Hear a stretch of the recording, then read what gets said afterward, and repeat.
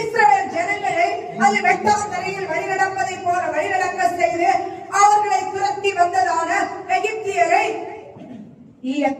ஈயம் தண்ணீருக்குள் மூழ்கி போவதை போல மூழ்கி போகும்படி செய்தவர் நம்முடைய தெய்வம். கரைமலை கட்டி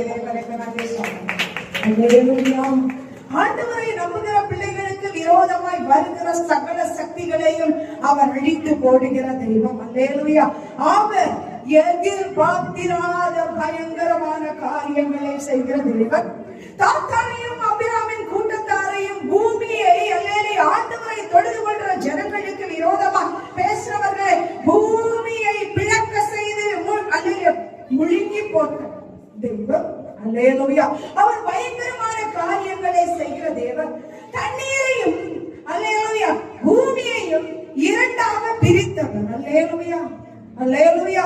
இந்த பூமியெல்லாம் வெறுமையாய் அல்லேலூயா ஒழுங்கின்மையாய் வெறுமையாய் முழுவதும் தண்ணீரால் நிரப்பப்பட்டு இருந்தது.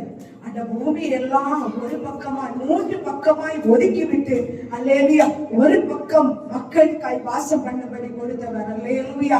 அவர் செய்திருக்கிற பயங்கரமான காரியங்கள் எவராலும் விவரித்து சொல்ல முடியாது. அல்லேலூயா.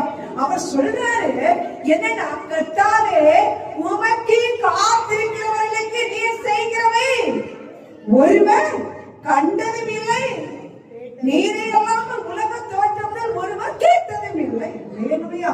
அப்படின்னா இவ்வளவு பயங்கரமான காரியங்களை எல்லாம் அவர் செய்தாரே. நம்முடைய வாழ்க்கையில இருக்கிற காரியங்கள் அவருக்கு லேசானது. அல்லேலூயா. பலம் உள்ளவனுக்கு ஆகிலும் பலனற்றவனுக்கு ஆகிலும் உதவி செய்கிறது என்னுடைய தேவனுக்கு அது லேசான காரியம். அல்லேலூயா.